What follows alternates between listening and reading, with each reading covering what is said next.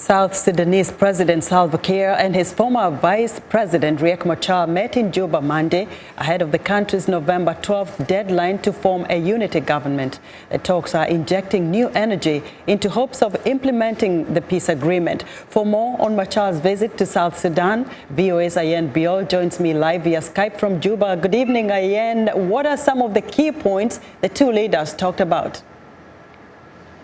Well, Esther, I can tell you that there's three major sticking points right now in the peace agreement that are preventing really any progress. There's first and foremost the Independent Boundaries Commission, who is supposed to decide on the number of states in South Sudan, as well as the boundaries within South Sudan. There's the security arrangements in Juba, and then there's also the issue of the cantonment and the unification of forces.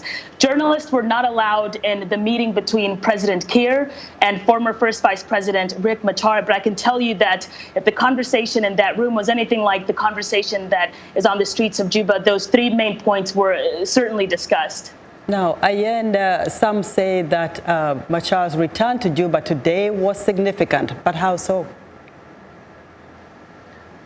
Well, President Salva Kiir and Riek Machar have not spoken really in months. In fact, the last time that Machar and Kiir spoke was at the Vatican when the Pope invited them in April. And that lack of dialogue between the two men, a lot of experts have said it's really stalled the implementation of the peace agreement. And so the fact that Riek Machar is in Juba, the fact that he met with President Salva Kiir today, it does appear to be a good sign in just allowing both of them to talk and figuring out some of the issues that I mentioned before. It really closes the communication gap between the two men. Well, Ayen, a good sign. But do the people of South Sudan believe this time round the two leaders will truly implement the peace agreement?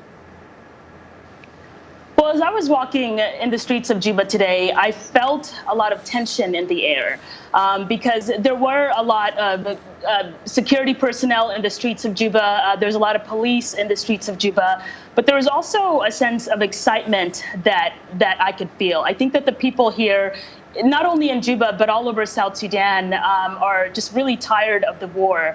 And so I think that most people are holding on to any hope that this time the peace will work. Ayen, very briefly, how was Machar received when he arrived at the airport?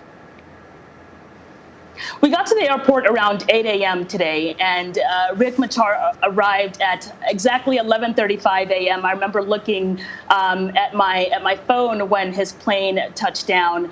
There were dozens of people at the airport waiting to greet him. There were a lot of journalists as well also waiting to greet him. I think that there was a lot of really great anticipation for his arrival. Right. Ayen, thank you so much. Let's hope for peace for South Sudan. VOA's Ayen Bior reporting live via Skype from Juba, South Sudan.